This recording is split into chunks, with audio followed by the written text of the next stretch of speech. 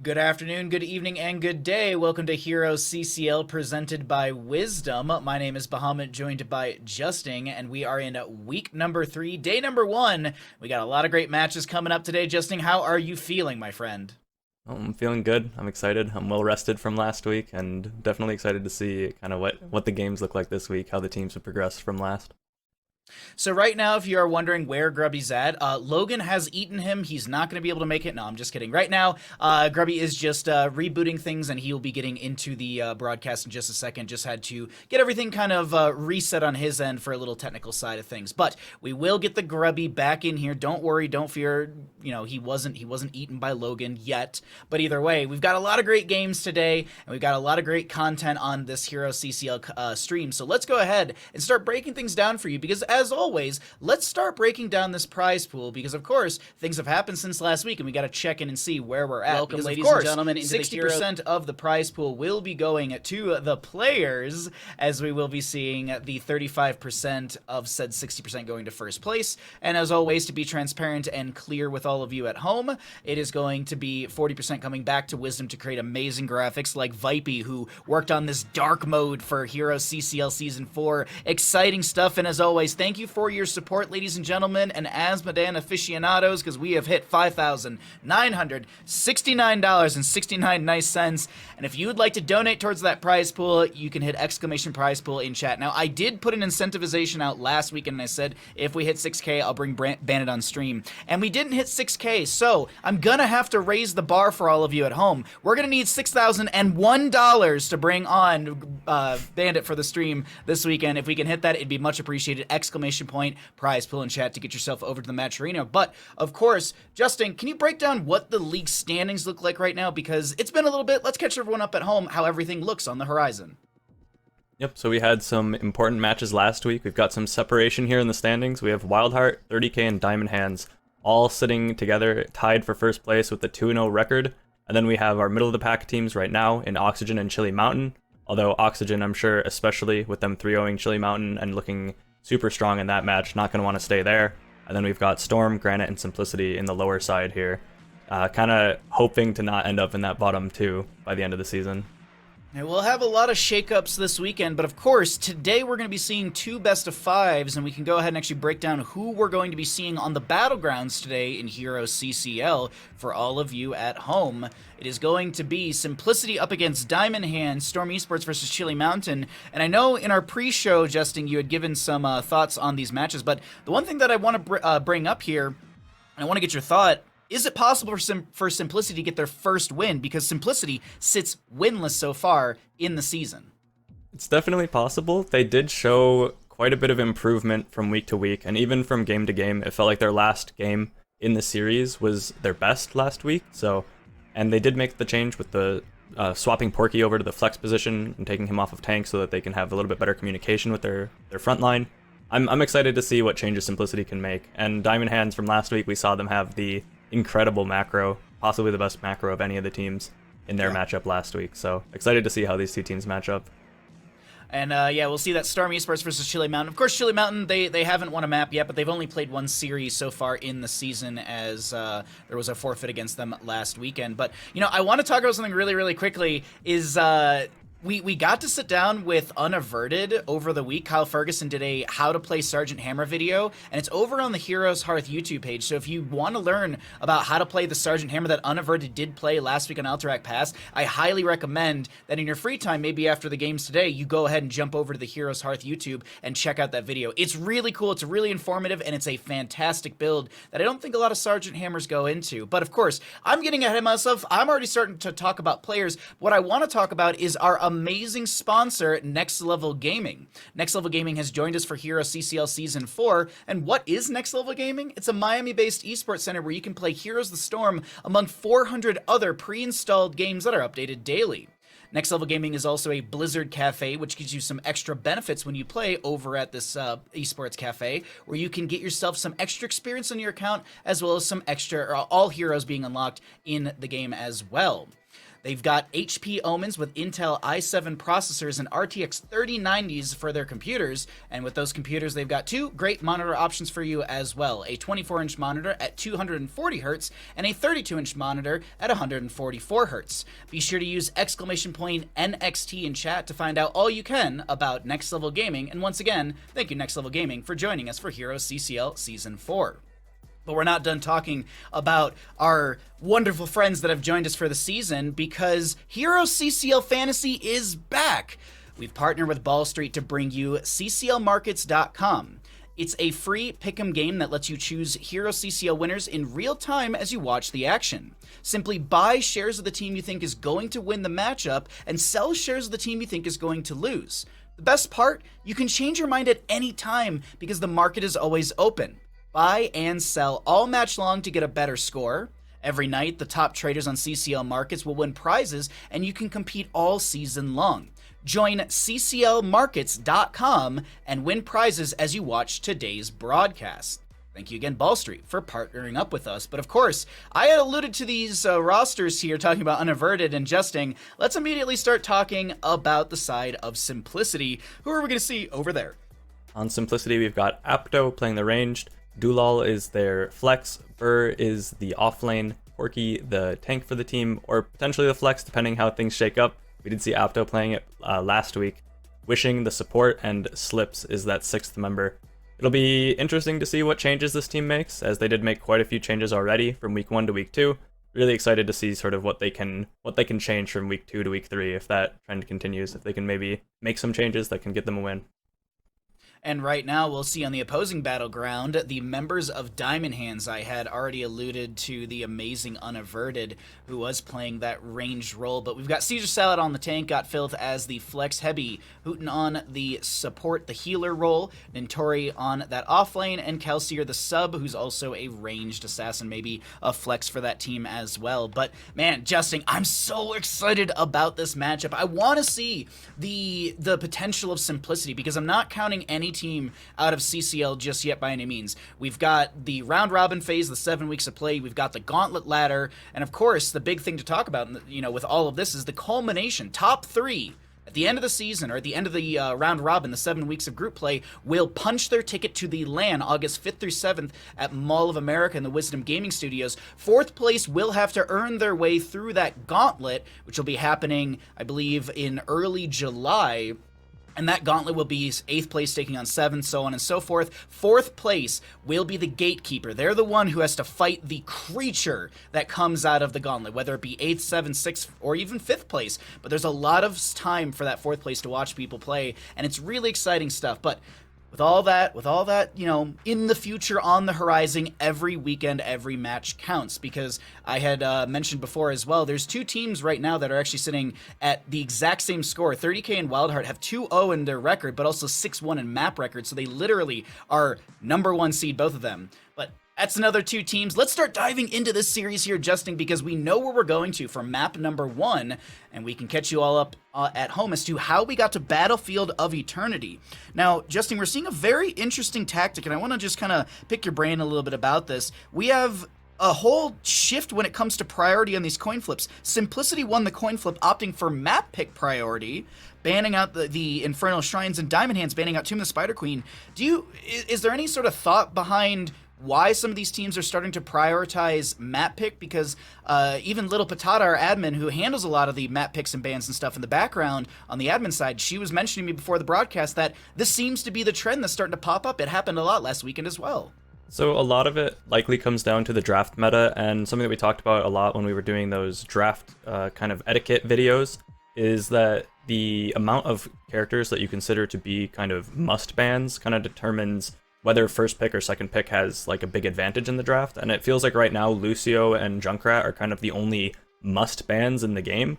So if there's exactly 2 of them and you're sort of okay with trading anything besides those 2 with the Lucio and the Junkrat, then being second pick isn't really all that bad, because you already know what you're going to ban and you're not too worried that first pick will get something and you won't get anything in return. So I'm kind of expecting that that's the main reason that we're seeing this shift into picking the map a little bit more. But even before, I think that the map pick it's an important thing, and sometimes it is more important than first pick. I think people kind of just defaulted to taking that first pick, but I like to see the map pick because I mean, that's a pretty big deal. That could be more important than getting the first pick in the draft. I absolutely agree. I just saw our donations tick over as well. Thank you all for pushing the donations a little bit further as we have broke the goal that I've set for all of you. A very, I know it was a huge monumental goal, but thank you all for hitting that goal. When we come back after the first break on the stream, I'll make sure to bring Bandit on and give him that treat for all of you. I know he's already looking around for it, but at this time, what I also want to let all of you know is that, yes, you might have looked around and been like, where is Grubby? Right now, Grubby is currently having a couple technical issues, so we are making sure that we are getting him leveled out on all those issues. So admins and everyone in the background is working to make sure that Grubby has a nice, clear stream to all of you, essentially, through our broadcast and everything, because we don't want him to come in here and sound like a dubstep song for all of you. I'm sure that's maybe a little entertaining, but also you kind of want to hear us commentate and stuff. So that is being worked on in the background. For the first matchup, Justin will be joining me for on the casting in the casting booth, if you will. So it's going to be the two of us bringing you this first map of the day, and we're just waiting to get into the Battlefield of Eternity draft. We'll get in here in just a second, but thank you all so much for being patient. Thank you for understanding that sometimes there are technical difficulties that are just kind of out of our control, and we're doing our best to assist Grubby as much as we possibly can. And so we are also getting some changes going here for the draft screen as well, because of course usually there's 3 cams, but unfortunately, as we mentioned, Grubby is not here just yet, but it looks and sounds like draft is ready. So Justin, let's jump on into Battlefield of Eternity. I gotta get your thoughts here on what we can see priority for bans. I know you talked a little bit about Junkrat, but of course also pick priority for Battlefield. Yeah, so the Lucio and Junkrat is kind of the expectation, but this map does have something kind of unique to it, is that the poke heroes are such high priority. Things like Li Ming and Hanzo, well, we haven't seen them prioritized super heavily in the past. I think is this the first time we've seen Battlefield this season? I'm not positive, but I know we haven't seen a lot of it if we've seen any. I've been missing this map for sure. It is the first. Yeah, I just typed battle into my Google spreadsheets and nothing popped up. But if I type in Junkrat, there's 26 bans on Junkrat out of the 26 maps we've had so far in the season. So yes, first Battlefield of the season here, Justin. Exciting stuff. But of course, Chromie and Blaze to be banned out. Even in my own games, Justin, I'm seeing so much Blaze priority, and I think CCL does affect things a little bit. There's many other leagues out there that of course people are watching, but I think Blaze is kind of just rising in that priority because he's kind of like old school Arthas. He can be a tank, he can also be that off lane, he can also be sort of a melee assassin in a sense with that collision course. Yeah, Blaze sort of just does everything. He has a ton of utility with his options on his level 7 talents, either having the spell power reduction or the attack speed. Either one of those, if a team kind of focuses too heavily on auto attacks for damage or too heavily on spell damage, can get kind of almost all their damage just cut in half, depending which one he goes with. So it kind of forces you to draft a very balanced team. And Hogger and Blaze in particular sort of just feel like they're in a tier above the rest for the offlane priority right now. So banning one, I wouldn't be surprised to see them prioritizing that Hogger. Lucio is still available, and Junkrat is still available as well. So we aren't seeing a Junkrat ban. Things are already quite a bit different here in the draft meta between these two teams. First map where we can see a Junkrat. I wouldn't be surprised if they hop on that too immediately. You know, Justin, with all this talk about offlane, maybe in the upcoming week where it's a little bit slowed down for HeroesCCL content, maybe you and I should sit down and do like an offlane tier list or something like that. That might be interesting for everyone at home. We did do that tank tier list a while ago, but of course, Junkrat first pick, 2 more picks coming out for simplicity. Will we see any sort of priority onto race heroes early on, like a Raynor, Lunara? Is there going to be early priority onto just something strong in the tank realm, like a Garrosh to control? It's going to be that Joanna and a Li Ming. I actually love these heroes together. Li Ming's poke on this map is fantastic. Yeah, this is the only map probably that we would expect to see a Li Ming early prioritized like that. I do like seeing the Johanna in the first rotation. Johanna was for some reason falling down to the second rotation, right? After the second bans last week, and pretty much every time a team got the Johanna in the second rotation, it felt like they stole something. It felt wrong to see Johanna picked that low of priority after the weeks before that. She was being basically permabanned from second pick as the most OP hero in the game. So it's nice to see that coming back, that priority. Lunara is the one thing to note that is still available for poke if either team wants to kind of double down on that, but they already have the Junkrat and the Li Ming. So they would need to pick something that can deal with tanks outside of those roles if either of these teams want to be able to kill the front line in Johanna and Meriden. I love what Diamond Hands is drafting here. There's an insane amount of control for their draft. Like, it's going to be extremely hard to step into Diamond Hands, I feel. There's Storm Bolts.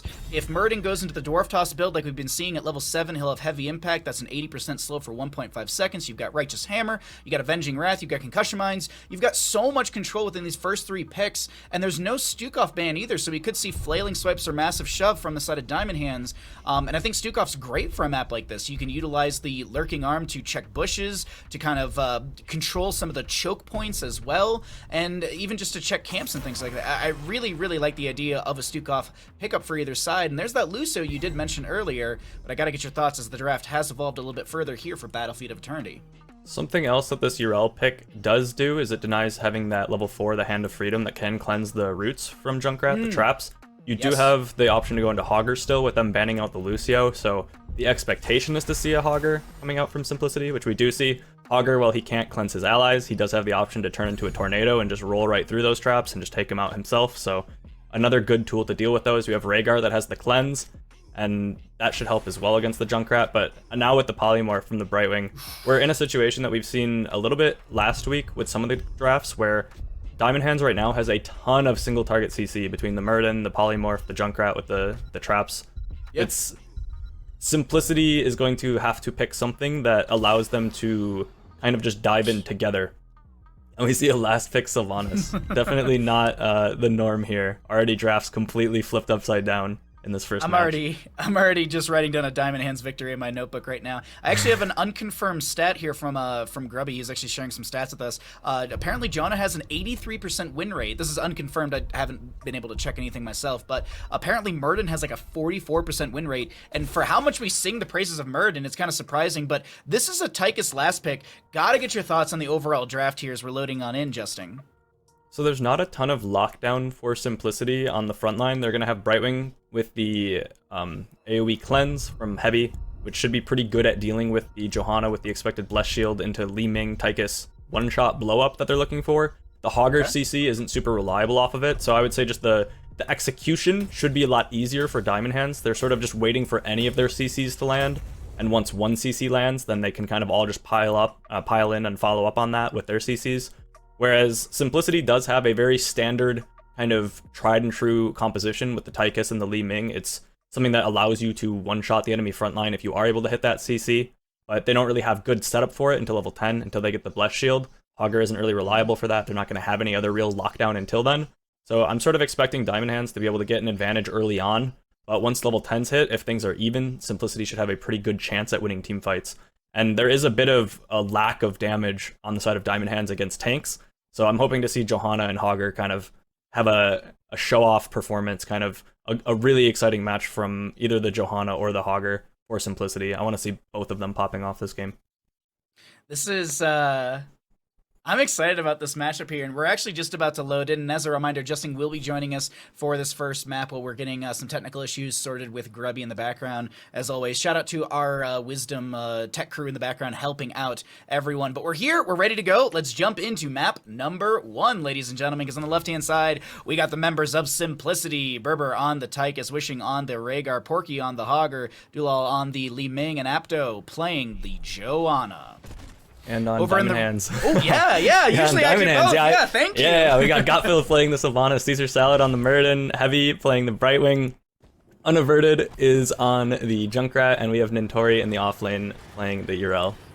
So usually this is where, I introduce both teams. I tell Grubby I've thought about, I think it's a Diamond Hands win. You're kind of calling for this win already. So the thing that we should probably talk about is the rotation into top lane from Simplicity. Typically there's a massive rotation into bottom for 4 people, 4v4 solo laners do the solo lane thing. But look at this, Caesar Salad got Filth. They're kind of floating around waiting to see if Simplicity goes for that kind of shake-up rotation into top lane. I just want to call this out because it's a very interesting macro play. Typically, as I mentioned, Justin, teams just do, solos to top, 4-man to bottom, but there's like this floating attempt on a gank into the top, it feels. I think Simplicity was worried about a potential just tower cheese coming out from Diamond Hands. They do have the Sylvanas, right, so I think they were kind of waiting to see if the Sylvanas was just going to show up with a big group of friends and start hitting a tower. I think that's why they were in the middle of the map, so they'd be on kind of even footing on either side of the map. Them not looking for it for Diamond Hands definitely favors Simplicity, because they have the Junkrat, which is what I've termed as sort of a goalie. I've talked about this in the past. So Simplicity has, this is a really weird just interaction, by the way. They're just fighting in the middle of the map. It's very weird. They're kind of a handshake that they're just going to fight outside the lane, but early game they should favor Sim. Yeah. It's a new version of ARAM. It's Battlefield. You go to the quote-unquote center lane. But all random, all map. That is, I do like the point you did bring up. The Sylvanas, she does have that kind of floating threat, or just that threat that's available in the background. As a phase shift from Brightwing comes through, the camp will be stolen or picked up by the side of Diamond Hands, and Tychus will be jumped on by Nintori, dropped down to about 50% as Murden gets the Thunderclap out. Big spin from Hogger, Porky cancels it early, Stormbolt not connecting, and we have a little bit of a skirmish in the top lane that just kind of pokes down the side of Simplicity. I feel like Diamond Hands, they're the ones coming out on top. Look at all those health bars. They're nearly all full, where yes, Simplicity, they're getting back to full HP right now, but it just feels like they're constantly being pushed in. And speaking of things being pushed in, bottom lane, Junkrat, I'm sure he's having a blast up against Li Ming because she just can't step into him. Yeah, Li Ming doesn't quite have the wave clear that she needs, and in this top altercation, we kind of saw, oh wow, yeah, actually, Junkrat getting a ton of value bottom, getting the entire wall by himself, so not only is Diamond Hands winning on the top side of the map with that Brightwing TP, saving the day in the 4v4, but also Junkrat in the bot lane, getting the entire bottom wall against Li Ming. Things are already not looking so great for Simplicity here at the start. And now, little map fact for Battlefield of Eternity. The first Immortals always spawn in the north-south positioning, then going to the east-west positioning on the race potential side, meaning that red will be on the blue side, blue on the red side, so you can just burn down them. That's the first objective, and then it randomizes. But the big thing to note is that the objective will always prioritize the most well-defended lanes. So top lane, as it still has its front gate up, for now, it looks like will be where the Immortal goes if the side of Diamond Hands can win it. So just a little consideration if you don't know that for your own games. I actually heard a fun tidbit, and I have to check this out myself.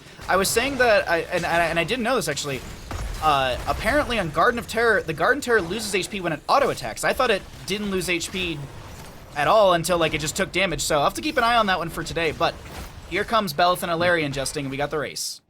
Yeah, it looks like it's evenly traded so far. You have Li Ming kind of poking here on the one side, whereas in this situation, Diamond Hands loves this because they have Sylvanas, which is very short range, that shouldn't really be able to just get this free burn like this. They send the Johanna over to defend, but I would have liked to have seen a 4-1 split from Simplicity, or maybe something like a 3-2 split, and just try to throw some poke with Li Ming while they defend. Now they're going to be in a position where they're going to be forced to trade race, most likely, and this should favor Diamond Hands.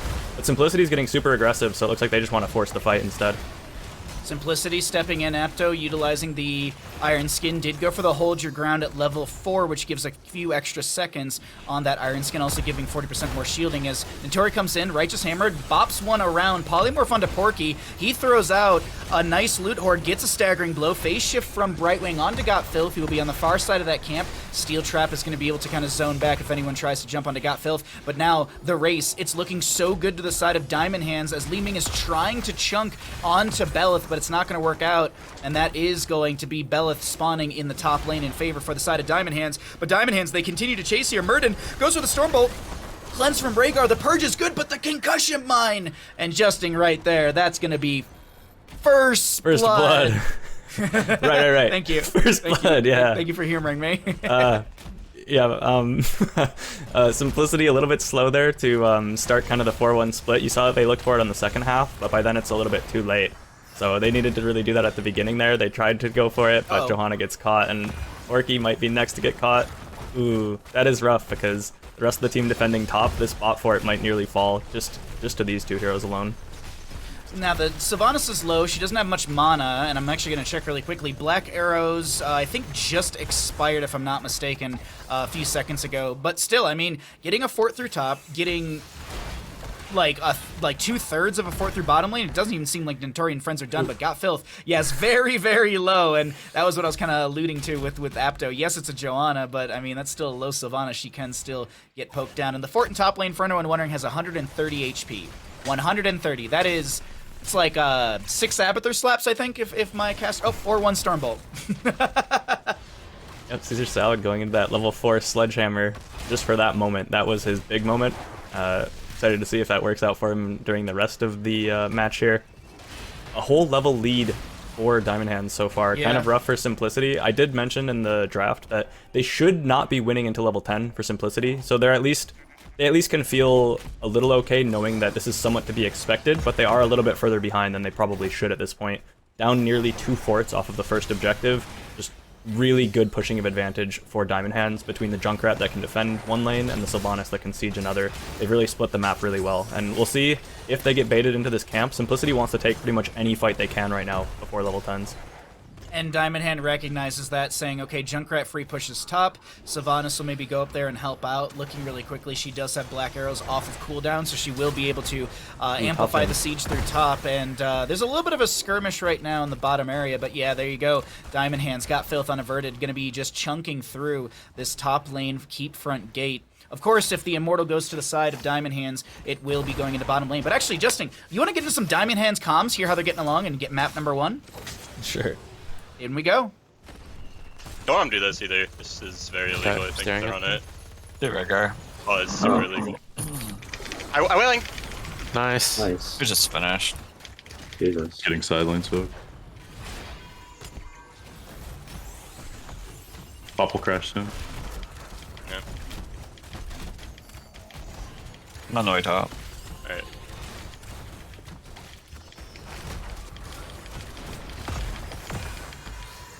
Porky's in our base. Do we want to go? Yeah. He's been. No, let him.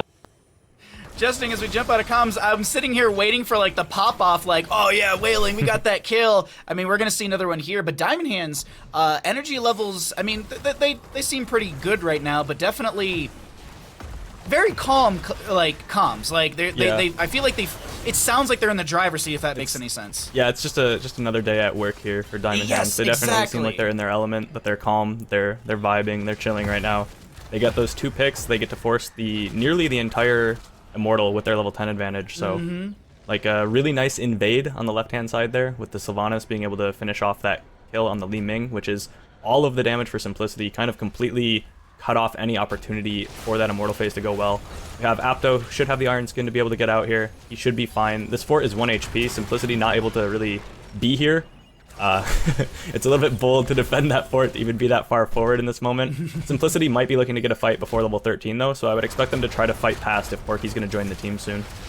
There is a fight in top lane with Yrel and Porky, but it doesn't seem like it's going to be the priority. Got Filth is getting very low here. Bell is still slapping for 1,236 damage into structures as the Riptire comes out. Apto chasing in, but look how far Apto is from their team. Where is the assistance? Where is the damage? It's from Got Filth. There's a shield glare, but the Wailing Arrow to solidify the kill. Stormbolt comes in, a Righteous Hammer. Wishing is going to wish for another health bar and will get it through the Ancestor healing as Dulal is going to have to back away. A dash away by Tychus. A bounce from Hogger. Porky has to Hortipult out. Caesar Salad goes in with the Dwarf Toss and the Stormbolt. It's Junkrat to snipe the kill onto Li Ming as the Sylvanas locks down the bottom lane keep. Nintori jumping forward. The Immortal sitting around 5,000 HP as he moves towards the core, unaverted, poking out on the mid gate. And I think this is just a rotation from the side of Diamond Hands. Push up top, maybe even find more damage onto this keep.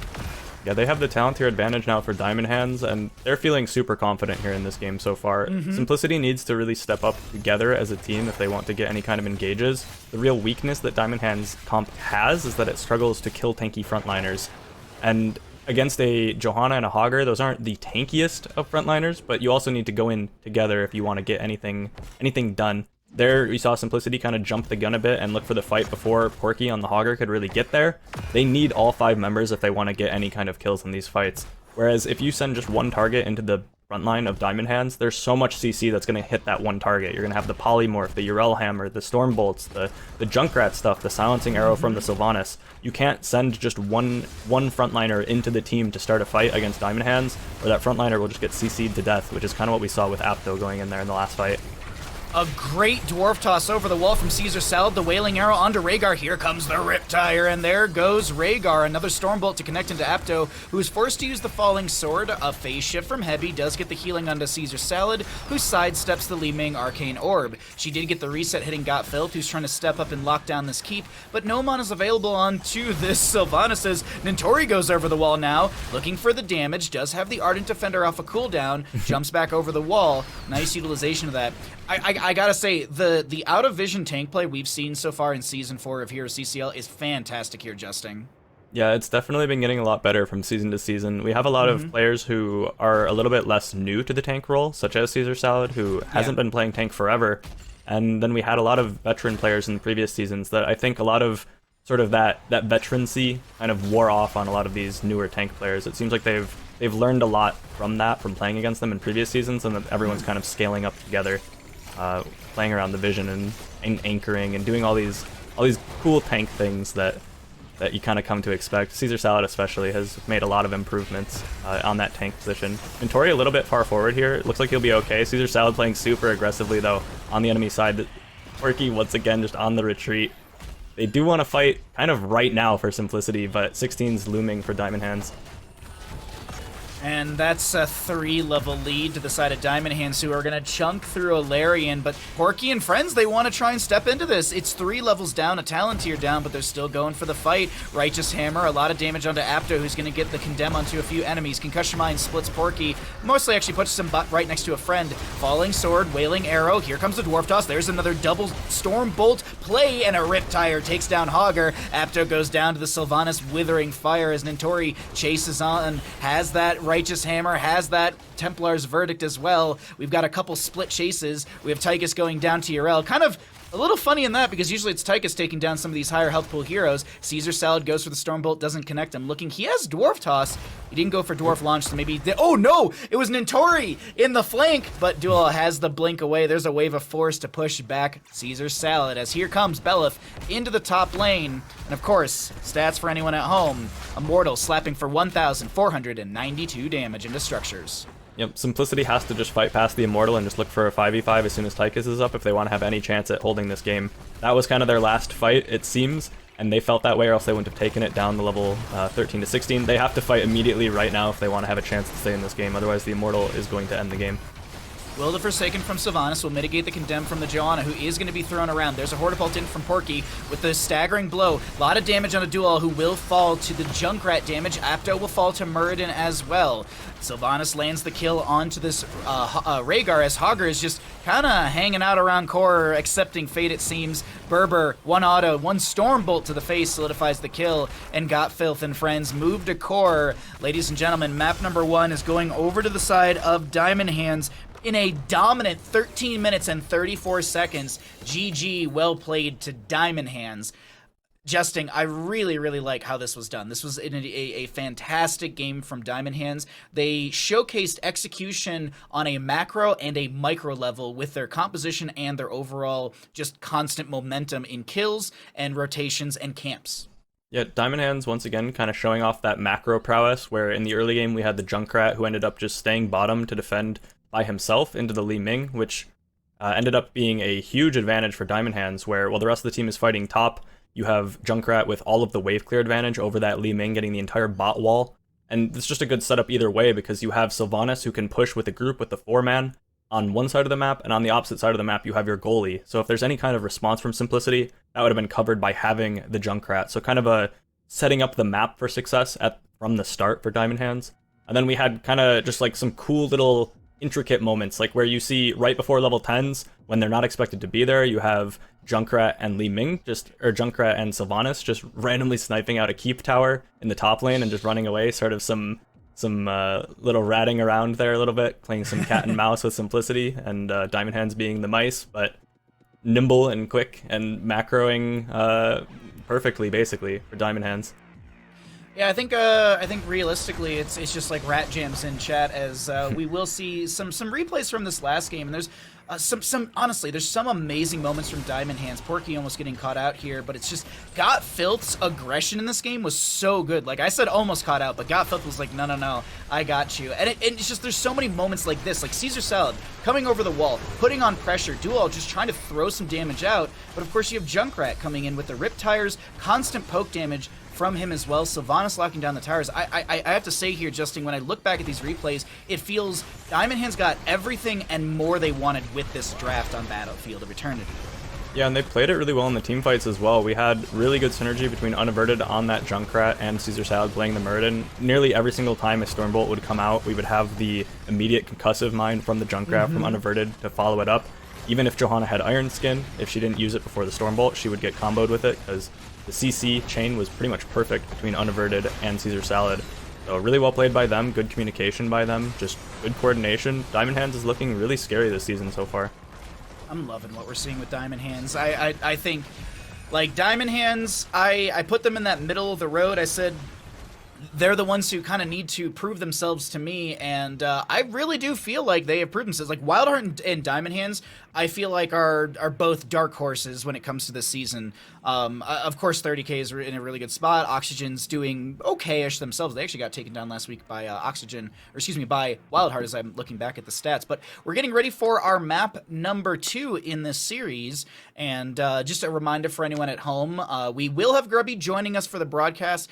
We had some technical issues in the background, so we were getting those resolved during the start of the first game. So hopefully we'll be able to sneak him back into the broadcast fairly soon. I know you all love him very much, and he didn't run away or anything like that. He's not just hanging out with Logan and ignoring CCL. No, he's going to be here in just a little bit. Just got to get a couple things leveled out on that end. But we're getting ready for our next map here, Justin, and man, Simplicity, like, we can take a look at the map here, but I want to get your thoughts as what Simplicity maybe can do as we're going to be going into Towers of Doom, map number 2, chosen by Diamond Hands. I'd like to see them just play something that they're super comfortable with. In the last game, we saw them have a composition where they don't really have a lot of options until level 10. They didn't have a lot of tools until level 10, and the expectation was that they'd go Blessed Shield so that they could play off one-shots with their Li Ming and their Tychus, but they ended up having a Falling Sword. I'd prefer to see if they're as aggressive, or if they want to be as aggressive as Porky had hinted on during their interview, that they pick something that kind of plays towards that. I want to see them pick just dive heroes, or just something super aggressive. We sort of saw that on Sky Temple in their final match last week, and I'd like to see that again. I'd like to see Simplicity just pick super aggressive heroes and just dive into the backline altogether. I think if they can coordinate just everyone just going at the same time, because it felt like 3/5 or 4/5 were always on the same page on Sky Temple in that last game where they're just invading every single camp. I want to see them do that again, because even if it doesn't work out for them, they, as a team, if you want to grow, you will learn 100 times more by throwing yourselves at the enemy and having it not work than by just playing safe. So I want to see them play hyper aggressive. Now, we have the ghost of Grubby present with us, and Grubby, I gotta get your thoughts as well here. What's your excitement levels for this series? We're going to Towers of Doom. It's map number 1. Simplicity fell on map 1 against Diamond Hands. How you feeling there, bud? Yo, what's up? Good to be back, guys, and great job there, Justin. It was nice to just watch and relax and see it from the chatter's perspective. I just kind of went rogue and went undercover to see what it's like to be a chatter, and I must say, man, what a great show you guys and we guys are putting on. Just watching it from the...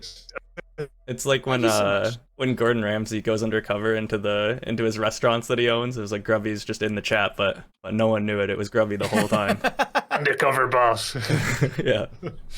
You know, those always blow me away, because it's just like, man, this new employee has like 18 cameras following him around. I wonder who he could be. This is very interesting. But either way, we're going to get ready for Towers of Doom. Thank you all at home for being patient. We got Grubby back in the mix, so he'll be joining us for all these games as well. And I think we're just about to get into our second lobby here for Towers of Doom. Exciting stuff in this matchup. I have to say that the members of Diamond Hands played such an effective game on map number 1, and I'm excited to see what they're going to do if they can bring it back here. But we're getting ready into the draft, and of course, Grubby, I want to hear from you a little bit. I'm curious, you've had a little bit of time to sit and watch. Any thoughts from map 1 getting into 2?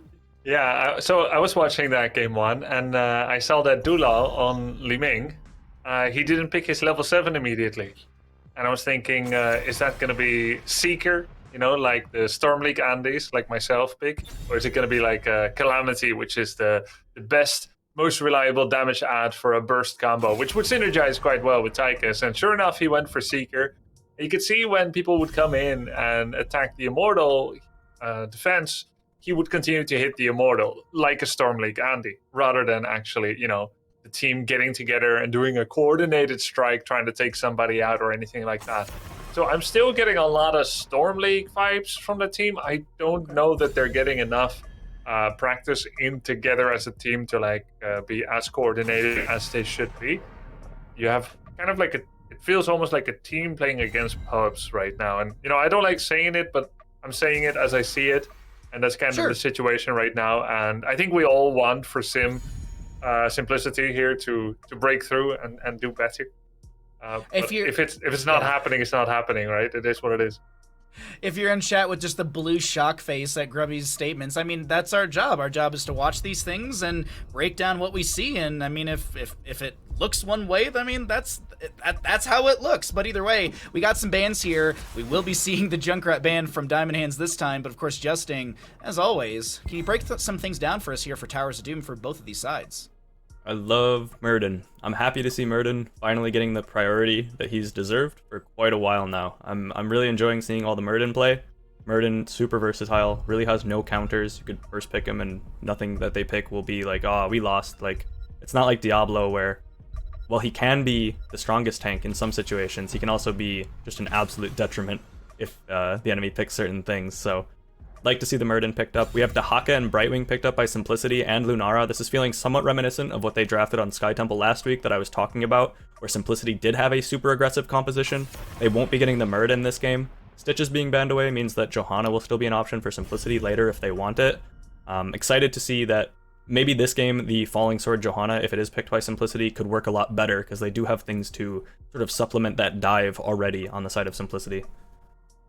What are you thinking about, Grubby? Here we have the Stitches ban. Will we see the Johanna, or maybe any other priorities for you? Ooh, Rhaegar ban, interesting. I think these 6 bans are some of the best bans in the general meta right now that you can do. Sylvanas plays Red Lucio. Stitches, very much a map ban. He's good on like 3 to 4 maps in particular.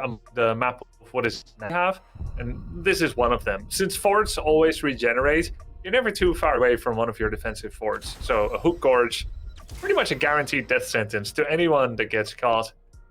That is a smart ban. A strong front line here coming in with Murden, Yrel, and the ability to save anybody once or twice, depending on Anduin's level.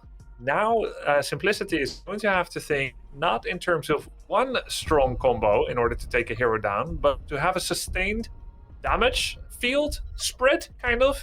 A spectrum of damage, as well as a spectrum of control. You can't go Variant, for instance, when the enemy has Anduin.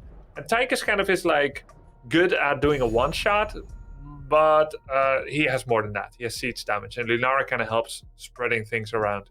I feel like Simplicity wants to grab a hero, isolate them away from the team. I mean, Dahaka, of course, isolation, but like drag, Shadow Charge, Overpower, ooh, McIntyre's happy somewhere, and then just like shred them down. But I think, as you mentioned earlier, Grubby, depending on Anduin's level, he can have 1 to 2 Leap of Fates, and I think that could just mitigate some of these potential gank moments. But of course, Justing, there's a lot in this draft. We've got a Thrall on Towers of Doom. Can you break down what we maybe can expect here, or maybe just thoughts on the drafts as we're loading on in to map 2? Yeah, I was just talking to McIntyre about this in our in our meeting the other day about how powerful Thrall is and how they need to pick more Thrall. So I'm sure there's a McIntyre cheering somewhere out there into the void seeing the Thrall picked up. I think it's sort of a response to that Diablo having the Tychus been picked away by Simplicity. They want something with some percent damage. I'm expecting to see Thrall go into that percent damage, the sort of blood for blood equivalent at level 7, and then the percent damage on the Wolf at level 16 is my expectation.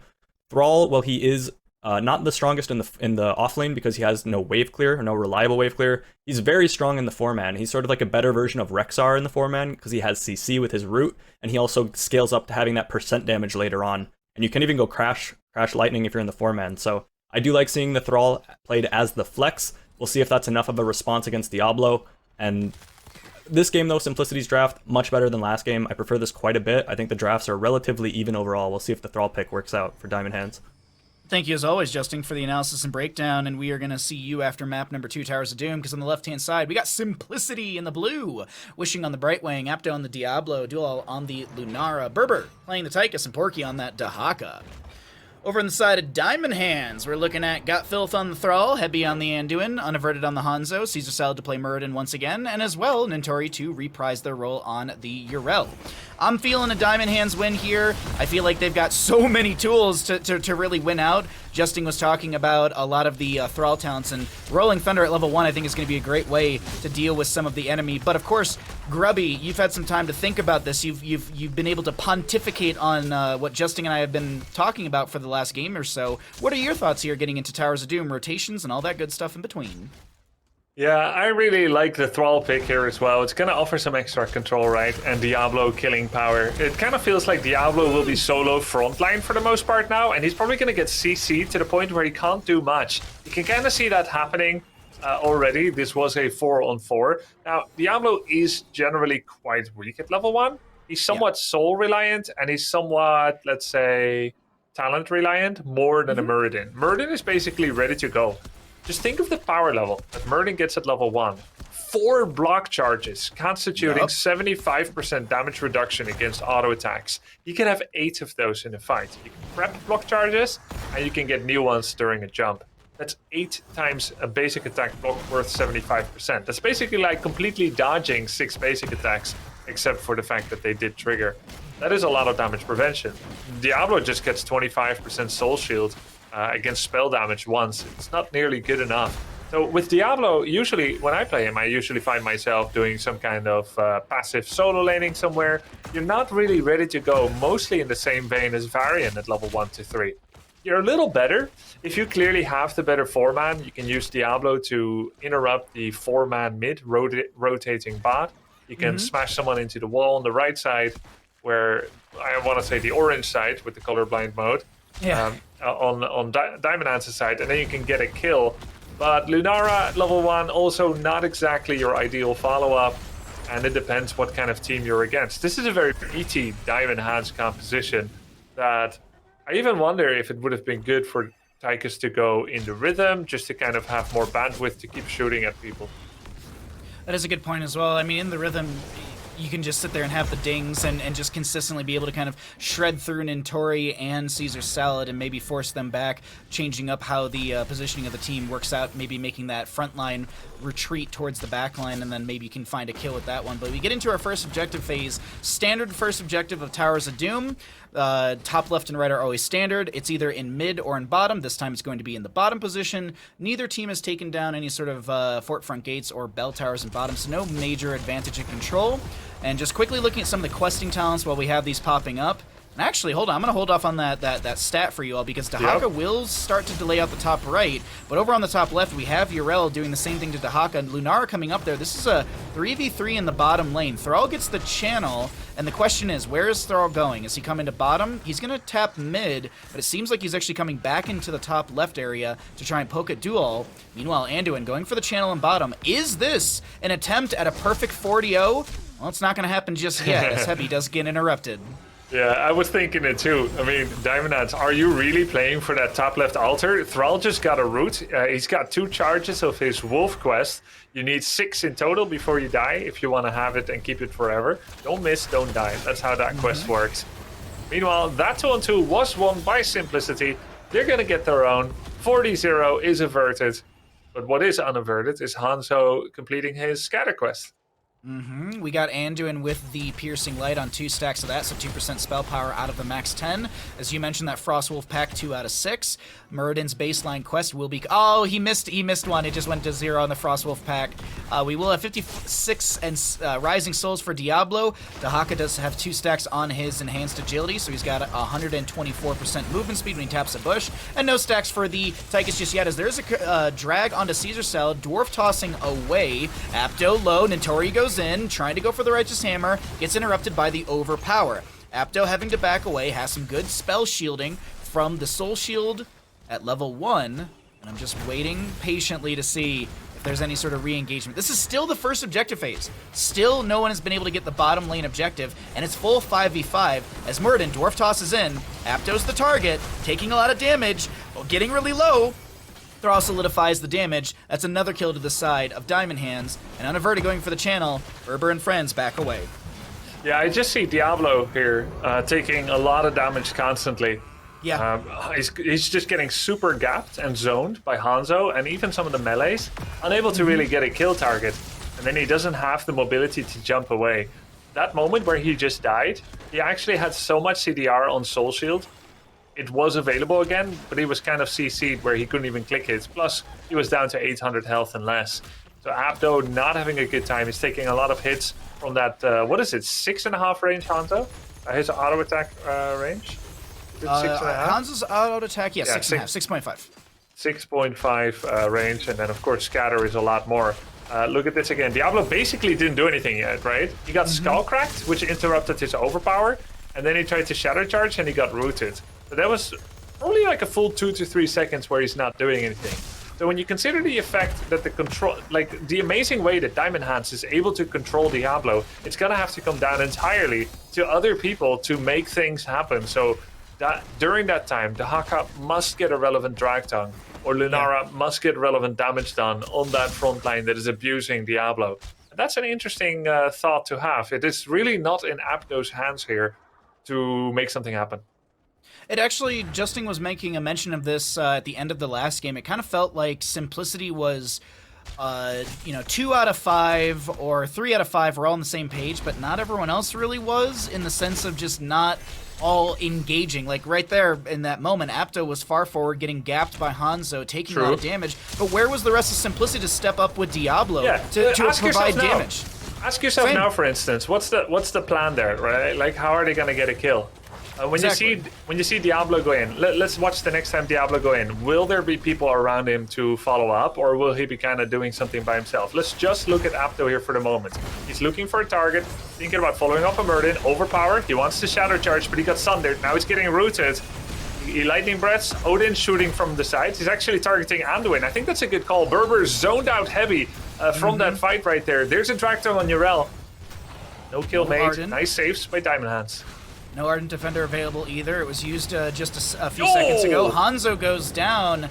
Not 100% sure on the positioning on that one, but hey, we are focusing on Simplicity's positioning. Maybe they're listening in, because that is going to be a double alter for the members of Simplicity, and they find themselves ahead on Towers of Doom, 32 to 28 in core HP, and we have nearly a level lead to the side of Simplicity with the kill and the rotations that have been had. But of course, that gap in the experience should close with some of the rotations and wave clear from Gotfilth and Entori. Yeah. Nice. Like you said, they have that little bit of a lead now, both in core shots and XP. And I do like the mental and the theoretical exercise of just focusing on Apto, since he's such a lightning rod of attention for both teams. And meanwhile, the Thunder was stolen, like you said, by Berber in his Odin mode, thanks to his level 4 talent, not going within the rhythm, which we posited earlier with Master Assassin.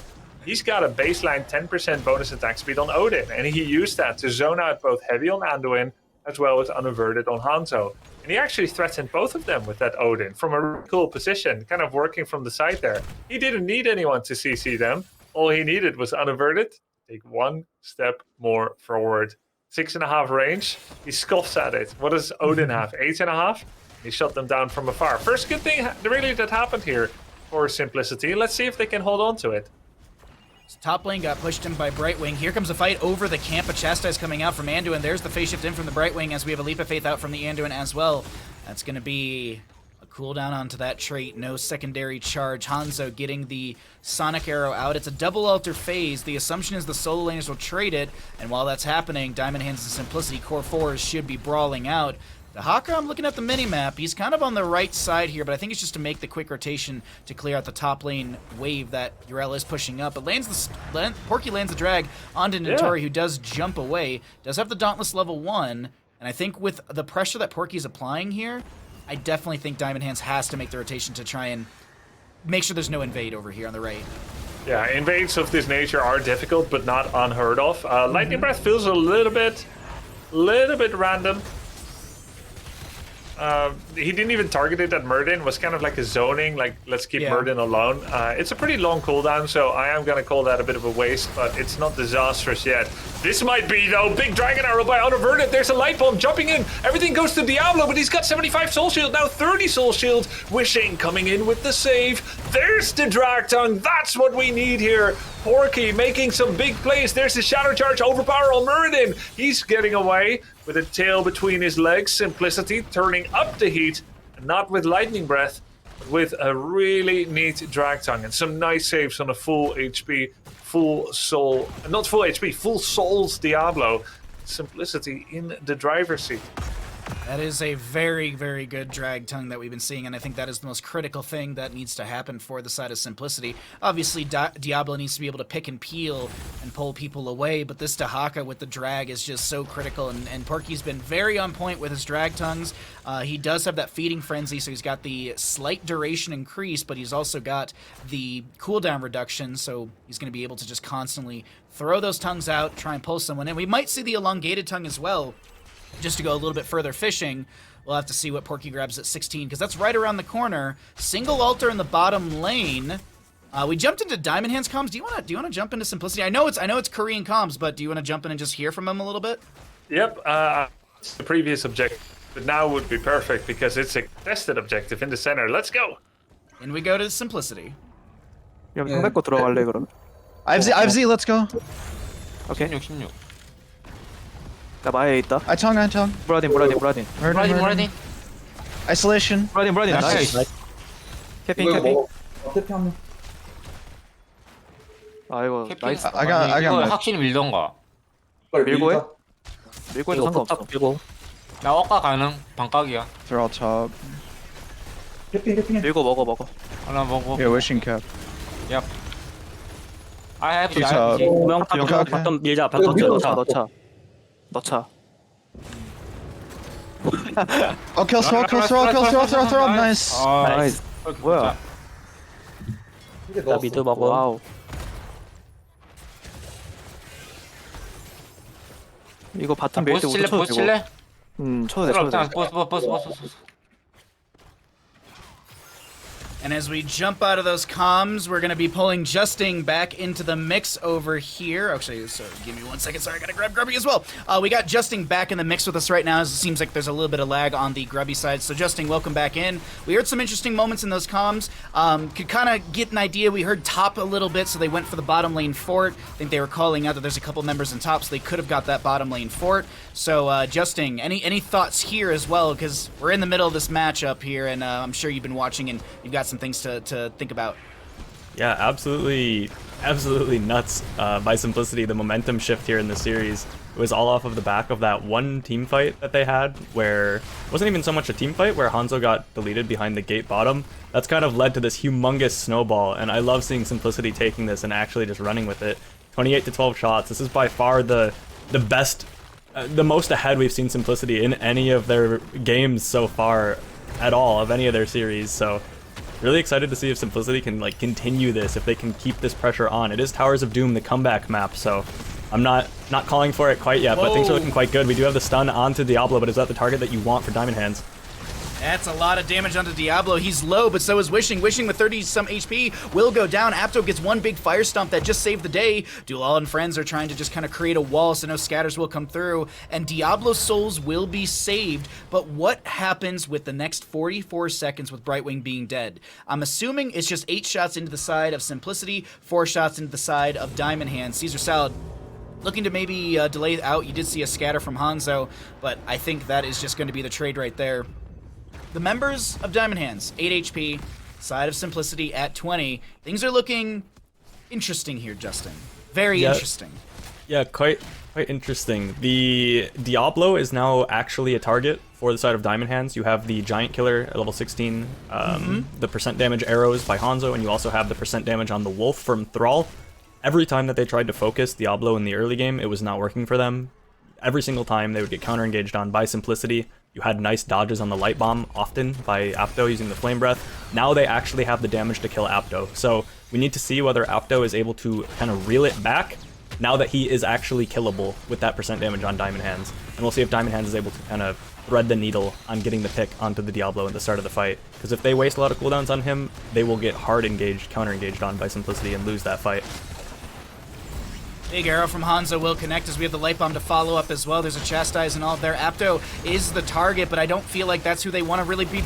Wait, no, I lied. They got those tower shots. The armor reduction from the tower, negative 20 armor on Diablo. His souls will be reset. He's at 25 souls because of the change that happened a little bit ago, where after 10, you only consume 75 out of the 100 souls. So he's back in the mix, got 25 already in the bank. He can fire stomp out, trying to build up a little bit more, getting some souls from the wave right here. Single altar popping up in the center of the map. 20 talents here looming for both sides. And what was looking like a simplicity advantage has really kind of dwindled here in the late game, Justing, as we're nearing 20s for both sides. Though Simplicity, with their faster wave clear and double global, are going to be able to grab that 21st. Yeah, Towers of Doom is the comeback map. Simplicity is going to have level 20, so they're going to have a very short window here where Simplicity should be trying to fight right away. They do have the Sappers pushing in top, which will slowly make it in if Diamond Hands doesn't go back and defend that. Simplicity wants to fight fast. Diamond Hands has really no business being here. They need to try to play to stall as safely as possible, but they need to do that without getting engaged on. Simplicity is desperate for a fight, and Diamond Hands really playing with fire even being here. They might just need to give the shots and be on 1 HP, which is a scary prospect, but that might be just objectively the right thing to do if they can't stall this without dying. 3 Sappers did go through the top right of the map, if you did hear that. Those laughs right there. Berber going for the channel. Nintori looking to try and step in. There's a Divine Star from Anduin to delay things out. Diablo goes in with the Shadow Charge onto Urel. Ardent Defender's available. Actually, that was Caesar Salad. My apologies. Gottfilth goes in. The Sundering, the Blink. So much damage on the duo on the backline. Tychus falls as well. Apto is in a in a pretty bad spot right now. Right wing goes down. This is the fight that Diamond Hands needed, and they will nail down this fight in a beautiful quadra kill. That was absolutely nuts. The light bomb onto the Thrall as he blinks into the backline to deliver it with the level 20. Really sick play coming out from Gottfilth and Heavy with the Anduin light bomb and the blink in on level 20 Thrall. I think that's the first time we've seen that. That was nuts. Dahaka's actually gonna look for steal. Wait, yeah, is Porky gonna get it? Unaverted might, unaverted. Oh, okay, he's gonna burrow out. Nice try by Porky though, but yeah, unbelievable team fight by Diamond Hands. They played that perfectly to not lose a single member. They come from all sides so that it's very difficult for Simplicity to kind of stop them from getting in to go for the stalls. We'll see if they're able to dodge the 6 cap on the side of Simplicity. They're looking for it for Diamond Hands. Boss is up. You just heard that laugh on the map. You already have Nintori on this boss. Bottom lane Bell Tower sitting on a sliver of HP, but that is enough of a it gives the enemy something to do. It's a distraction. It's enough of a distraction to the side of Simplicity where this boss is guaranteed. Justin, I tell everyone that I love Towers of Doom. It's my favorite map because of the comeback potential, and right now we are seeing that. We've actually seen it in previous weekends of CCL Season 4, but we're seeing it again right here. This could be Diamond Hands taking us to that coveted sort of, it all comes down to one altar, it all comes down to one singular boss. Top lane, though, is delayed out for now. And this situation is a little bit awkward for Simplicity. Although they were ahead in shots and they had the momentum up until now, they might not be able to carry it through. The engage onto the front line here, will Tychus get deleted or not? He does. Good night, Tychus. He did not stand a chance. Ooh, good tongue though by Porky. Drag. Leap of Faith Avatar. Woo-hoo-hoo. Caesar Salad on just the brink of death manages to pop everything, but good pull from Heavy right there. Also does have the Glyph of Faith for that second charge, as we were talking about in the draft. Another Altar Phase coming up here. This should only be 4 shots in for the side of Diamond Hands, but actually I say that, and look at this bottom lane Bell Tower being converted before the rotation can really even be had into bottom lane. As well as, looks like Unaverted grabbing the camp over on the right side of our screen. Caesar Salad positioning for this. Diamond Hands, they started rocky here on this map number 2, Justin, but it really seems at like 16, 17 area, Diamond Hands just flipped the game. Yeah, the level 16s were absolutely crucial for Diamond Hands. They all got percent damage between the Urel, the Hanzo, and the Thrall. Having those is really where this game started to turn around. Before that, Diablo had basically from 1 to 16 where he was nearly invincible. But now he's actually killable. I had seen just now Simplicity had taken their mid fort, their bell tower during that objective, and I'm curious whether or not Diamond Hands is going to go take that back later, or if they should have left that on 1 HP. We'll see if that's important, as they're going to look to defend these sappers in bottom. Light Bomb comes out. That's a Brightwing deleted. Goodbye, Lunara. I don't know actually how she ended up on the right side. Might have been a Righteous Hammer and then also a Stormbolt from Murden to lock her in place. We do have Porky burrowing, avoiding the Stormbolt from Caesar Salad. Next Altar Phase is double. This could be game winning for either team at the current Bell Tower scoring, if you will. If both if both altars are channeled by Simplicity, they'll win. If both altars are channeled by the Diamond Hands, same sort of deal. But right now, things are starting to change quite quickly. Commandeer Odin with the big red button is slowing down this mid lane siege, but Commandeer Odin has expired. Another Sapper Camp available in through bottom lane. Hanzo pushing this up. Look at Murden's positioning. He's actually trying to slow down any sort of rotation from the enemy into this bottom lane. And the Sappers, yes, they still have a way to go, but I love this positioning that we're getting from Caesar Salad, anchoring for his team to try and make sure that these Sappers go in. Hanzo, no arrow for the next 8 seconds, as Murden, they're all just trying to keep Berber back. Oh, the grenade actually pushes one of them over the wall.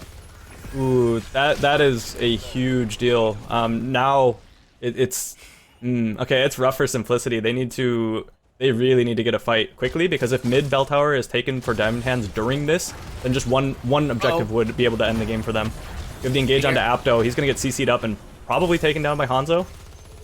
Filth is in a flankish position, but has to rotate over to a friendly side. That's going to be the Hellgate from Apto. Apto is isolated, gets the blink heal from Wishing, and that's a lot of damage from Duel. Caesar Salad gets the light bomb, but has to back away. Diablo goes down, Souls reset, Tychus to fall. The Dahaka will go down as well. Diamond Hands are looking nigh unkillable in the late game here. Heavy is healing out of his freaking mind, as this is looking like another major kill streak for the side of Diamond Hands. I was going to say quadra kill.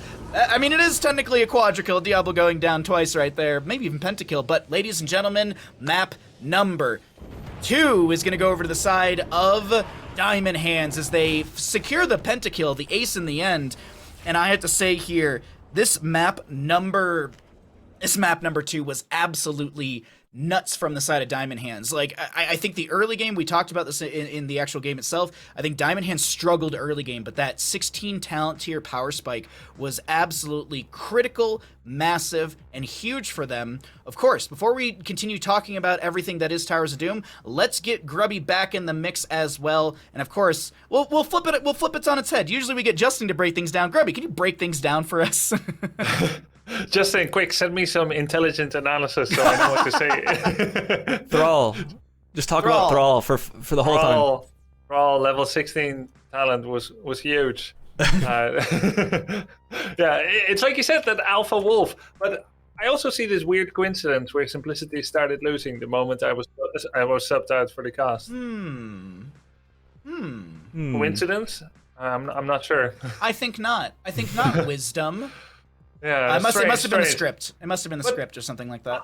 Honestly, despite the defeat, still one of Simplicity's best games. I'm quite happy for them seeing this performance, but it really drives home how strong Diamond Hands was with how they came back. The talent that they took at 16, but also the synergy. I love the light bomb jump in that they did with Thrall straight into a Sundering. This was actually a kind of nutty escape from Apto, where he got several charges of Fire Stomp to nurse him back to health. He did have a weird level 16 talent with a second Shadow Charge. Maybe he wanted a bit of extra mobility. He does give up damage reduction from enemy team, not going for the full Fire Stomp build. Really neat dodge there. There's that Sundering into, the light bomb into a Blink, into a Sundering that really just split the team apart. It really served up Odin and took him down. Meanwhile, he took care of Lunara. Some great play between Heavy and Thrall there on Godfilth. Great synergy. It's one of those fights that really got them back into the game. As we kind of slow it down here, in comes that Dragon Arrow, gets a double hit. This is all under a fort. They're really able to capitalize on that and claim this area as their own. Diamond Hands did get Murden nearly killed. Look at that. His health bar was nothing, and then suddenly, bang, back to half-life, courtesy of Avatar and Leap of Faith. I think Porky did fantastic for the side of Simplicity. He made a lot of plays here. The synergy, the duo of Godfilth and Heavy could not be denied in this game. Of course, everyone was excellent. Nintori sometimes went deep to finish people off. Leap of Faith constantly interrupting people. And while that arrow didn't look like it was followed up immediately, it did really get Diablo very low. Look how long it takes for him to get back up. That was a blink away from Godfilth. Now he, the prey, is becoming the hunter and really took down Diablo. There's a lightning breath going in on Murden. He jumps out. Then they slaughter the rest. Props for Dulal for nearly taking down Godfilth and Heavy. But without his support system, he was unable to perform at his best anymore, unable to go deep. And then that was the beginning of the end. Fantastic play here by Diamond Hands, really from the cusp of it, the cusp of defeat, getting back into it. Towers of Doom at its best. That is literally Towers of Doom at its best. And Grubby, thank you for the analysis and thoughts as well, because I would say that was probably the best showing of Simplicity we've had thus far in our season of CCL. And I'm excited because that's promising to me. Like, yes, they did fall. Yes, they did lose when they had that massive momentum. And I'm sure that does kind of hurt your own sort of, I wouldn't say ego, but like your own mentals, Justin. Like losing a map that you got this momentum, you're clawing back, you're gonna win your first map in season 4, and then it's taken away from you. There has to be a little bit of kind of, that has to hurt a little bit as a player, right? It has to affect the mentals of a team. It definitely does, but I think that this is somewhat unique circumstances with Simplicity having their matches go the way that they have so far. This might still be enough of a, we had that game, like, we should have won this game, that might be actually just purely motivating for them. It'll be interesting to see how they take that, but I think for most teams, that would be that way that you would react to it. But in this case, hopefully they're reacting with, that was by far our best game we've had yet in the CCL. That was the closest we've been to winning. It was, if it wasn't Towers of Doom, they likely would have won because they would have had more of a macro advantage that they could play around. Towers of Doom is basically just even up until the end, no matter what the game state. So, just really good comeback by Diamond Hands, being able to win when they're supposed to, post level 16 with their percent damage, having really good execution at that point. A little bit worrisome for them, not understanding their win conditions before that, and maybe playing a little bit too cocky, maybe thinking that Simplicity can be kind of taken advantage of and thrown around because they haven't been doing so well, thinking, oh, maybe we don't need to play around our win conditions. That might have been them just being greedy, being a little bit cocky on the side of Diamond Hands, and getting almost punished for it. So we'll see what happens in the next game, if Simplicity is going to ramp up, or if Diamond Hands is going to just cut that down right in its tracks and stop that right there and make that be the closest that they get. Well, you set us up perfectly here, Justin, because we are going to go to a short little break. When we come back, we are going to find out if Simplicity will be able to rally and start to bring us back into a potential reverse sweep, or will Diamond Hands shut things down, hold strong, and be able to 3-0. While we're in this break, I want you to do one quick thing. I want you to hit ! Prize pool in chat, because of your support, we're over $6,000. So thank you all so much for supporting HeroesCCL. And as I said, if you want to check out the Matcherino, ! Prize pool in chat. But of course, when we come back, Simplicity versus Diamond Hands will be the final map, or will we continue in the series? We'll all find out in just a little bit here on HeroesCCL, presented by Wisdom. Welcome back, ladies and gentlemen, to HeroesCCL, presented by Wisdom. My name's Bahamut, joined by Justin. Unfortunately, some of the technical issues have arose in our little bit of a break, so we are going to be trying to get Grubby back onto the stream. We do apologize for the fluctuation in our Grubby content today, but we are trying our best to get him onto the stream. There are some things that we just, well, they're kind of out of our control in a sense, and we can only try and alleviate from well, a technical standpoint on the internet. So thank you all so much for being patient. Thank you all for being here. Thank you for supporting HeroesCCL. We really, really do appreciate it. I have not forgotten about the treat that I did promise you, but just because of some of the things that we've been solving in the background during breaks, that is on a little bit of a pause. We will do it today, I promise. We will get Bandit on stream. We will get that treat going for all of you. But of course, we're in the midst of our first best of 5 of the day, so let's continue talking about this series here as we are ready to find out where we're going to for map number 3. This could be the final map between these two teams here, Justin, as it is going to be Diamond Hands choosing to take us to Dragonshire. And that'll be the members of Simplicity getting first pick priority. Little fun fact for anyone wondering, the Dragonshire map, first time Simplicity's played it this season, first time Diamond Hands has played it this season. We have had a Dragonshire map, but it's not that popular, Justin. It's kind of crazy to me. It's such a technical map. It's such a great place to test the enemy team, and we haven't seen that much priority onto it. It's weird. Yeah, this map is by far the most unique in terms of the way that your whole team needs to play. It's completely different from all the other maps. So you either play this map and you love it, or you hate this map and you should probably permaban it. This was the map where I was going to be expecting to kind of... I was looking to call either a Simplicity reverse sweep or a Diamond Hands 3-0. I think we're going to see the Diamond Hands 3-0 with it being Dragonshire. I think that this is where Simplicity will kind of have their team's issues are going to be pulled to the forefront on a map like Dragonshire, where everyone needs to have really good, clean communication. Everyone needs to be communicating across the map. Everything from like the whole map, all 5 pieces of the kind of the machine, all the cogs need to be perfectly functioning to pull off a win on Dragonshire. And I think that Diamond Hands right now should have an advantage in that case, especially with them being the team that picked the map. Dragonshire is very technical, and it's very kind of amoeba, hive mind-esque, where everyone needs to be on the same page but not doing the same thing. And that definitely should favor Diamond Hands, especially with how good their macro has been. If memory serves me correct, Diamond Hands was one of the few teams to beat Simplicity last weekend in the early weeks, and Diamond Hands was able to beat Simplicity with only 4 heroes. It was weird. They only drafted 4 heroes on Dragonshire and won the game. It was so crazy. Like, random other heroes were just dying for some crazy reason. But yeah, when you can beat an enemy team with only 4 heroes, that's absolutely great. But we'll see if actually the interesting heroic choice will come out from the side of Diamond Hands again this season for Dragonshire, because that was a specialty last season. But of course, Justin, we've got some bans already coming through. Junkrat will get another ban here. Sylvanas, of course, being taken away as well. Yeah, I was curious like how you felt about that, them releasing that hero. That it's kind of like Cho'Gall, but it's actually played by 4 heroes because he's so powerful. It's like each leg is actually another player. I think is it Phoenix? Is he the one that where each player plays 1 leg and there's 4 legs and he kind of just crab walks around the battlefield just like a braid boss? Yeah.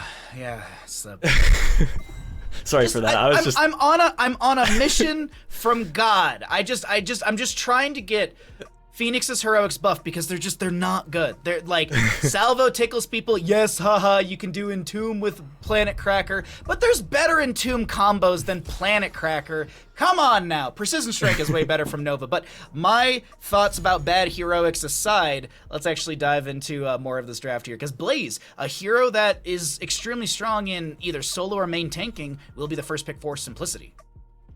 Yeah, we see the Blaze picked up. Blaze especially strong on this map because, well, the Blaze and Hogger have their interesting dynamic where they are kind of just the strongest offlaners normally in a 1v1.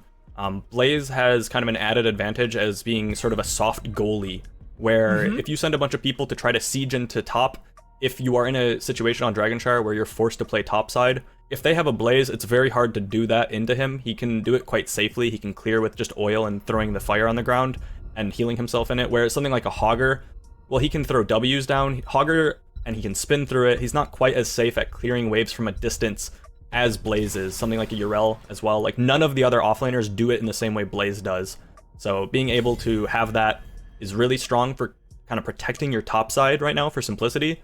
So if Simplicity is able to build a 4-man in the bot side and mid that will control mid and bottom, that can just keep bottom controlled, it's a really difficult situation for the early game map for Diamond Hands if they want to play up into that. It kind of leaves you in a situation where you can't play to push top and you can't play to push bottom. As we get into another round of bans here, we are going to see a target onto Wishing's Rhaegar from map 1. Wishing had a really good Brightwing in the map in the last map, Towers of Doom, but I think Rhaegar is just so easy. You just drop the Ancestor Healing. He's also got Earth Living Enchantment, which is great for the at level 4 for some extra healing at heroes below 50% HP. But a Brightwing stolen away. Hebby also playing a very good Ooh! This is great. This is great, Justin. I've grown to love Zagara on Dragonshire. I actually really like her here. I think she is such a nuisance to deal with, and as she scales, 13, 16, and 20 are really big power spikes for Zagara.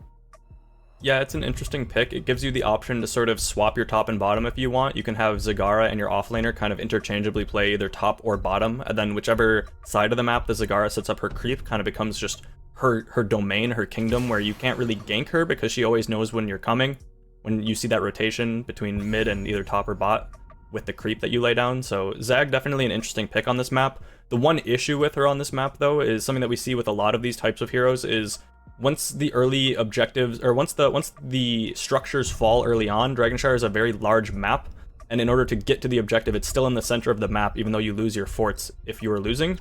So if we do get to a point where their buildings are destroyed for Diamond Hands, the Zagara becomes a bit of a detriment, especially into something like the Genji that can easily dive them from anywhere.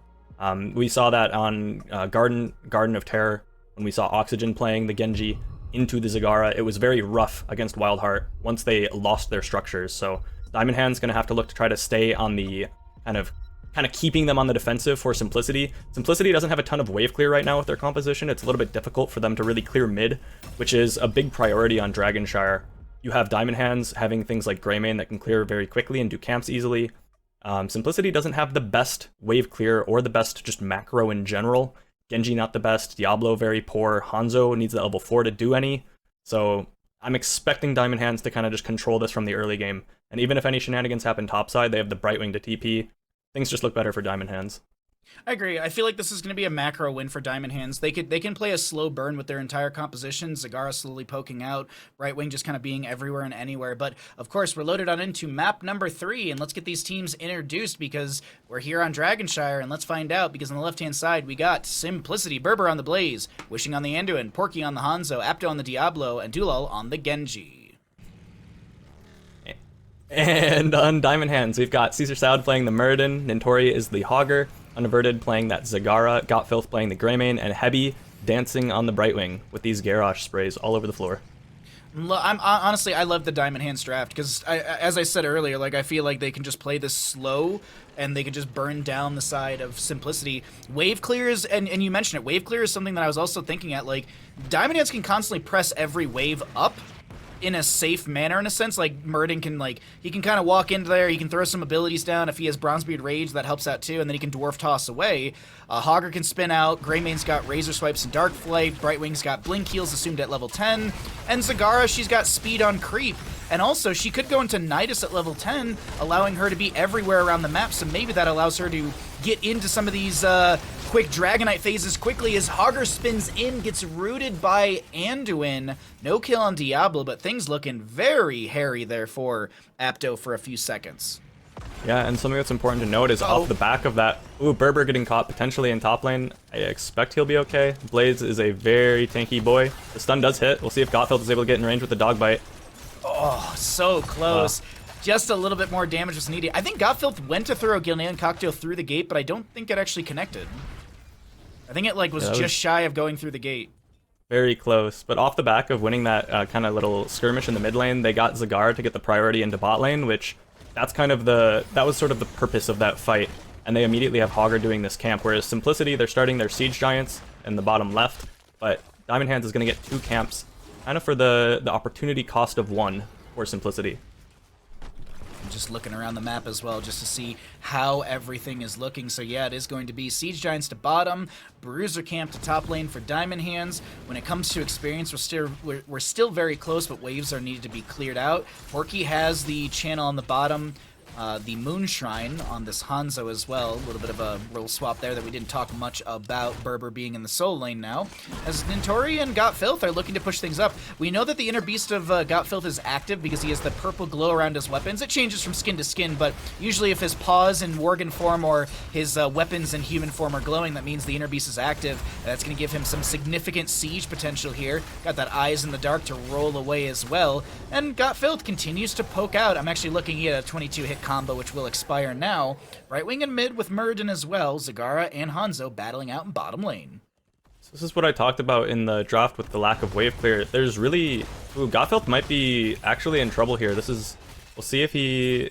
Okay, he's just going to trade autos. So good on Gotfilth to go aggressive on Dulal there to kind of force him back, because Genji doesn't actually have the kind of the staying power to take that 1v1 when Gotfilth is in melee range if it's just a 1v1 like that, because it's really a 2v1 if Brightwing wants to come in.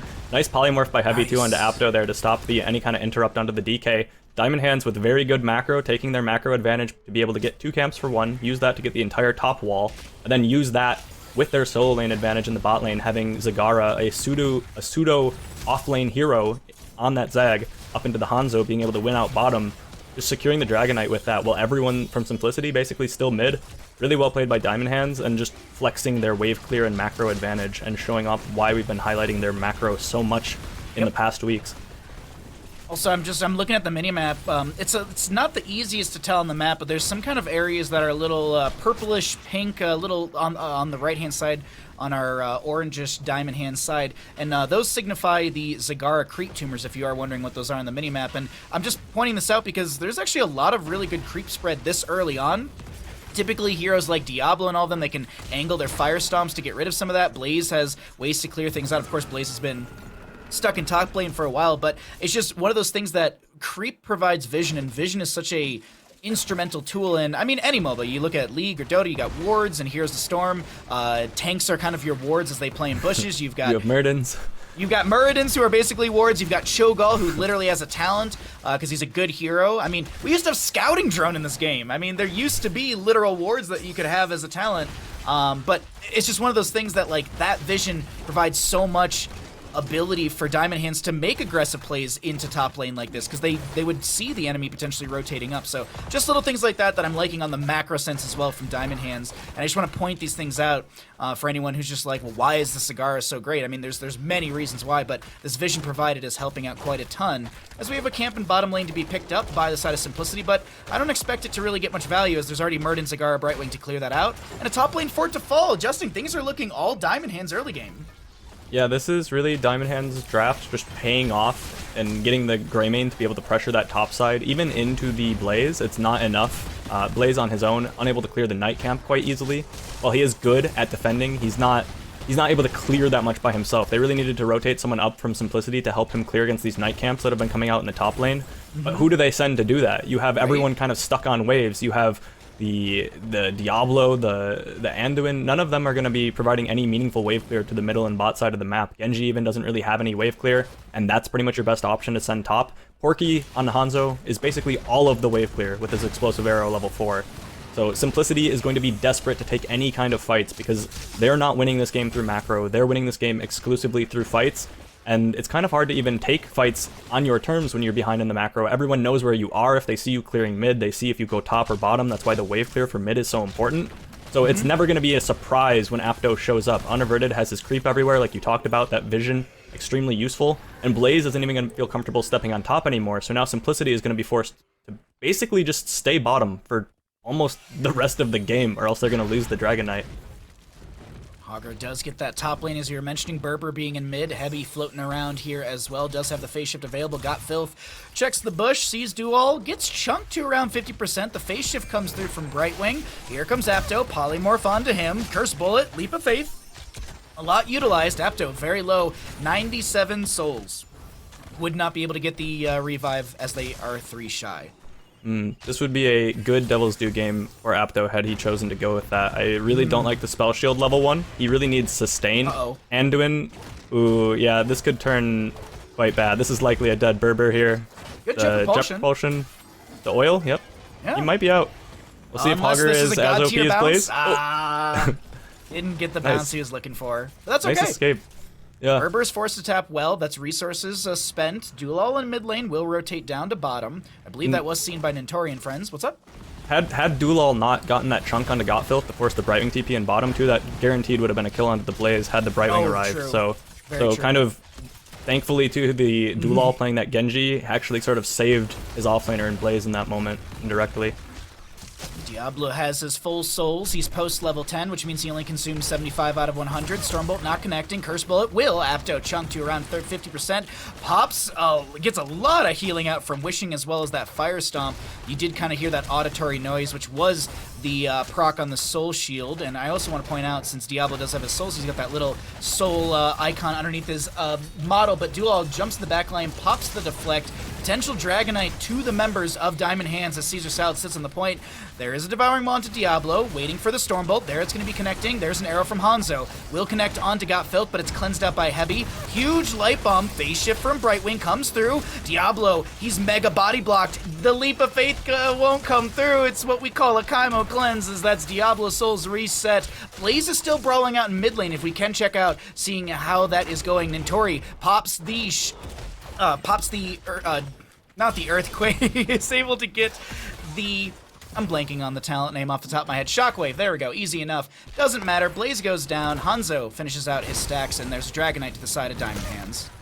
Yeah, we see just not enough damage output on the side of Simplicity to really force that fight. In a extended fight, they're just going to get poked out. You have Caesar Salad having the infinite sustain with his passive. You have Zagara, who can just out-damage everything on the side of Simplicity alongside that Greymane in bottom. So, and Diablo having the spell shield, that's not really going to be helping him because he's mostly taking damage from Curse Bullet right now. And later on, he's going to be mostly taking damage from Zagara, which is going to be more % damage.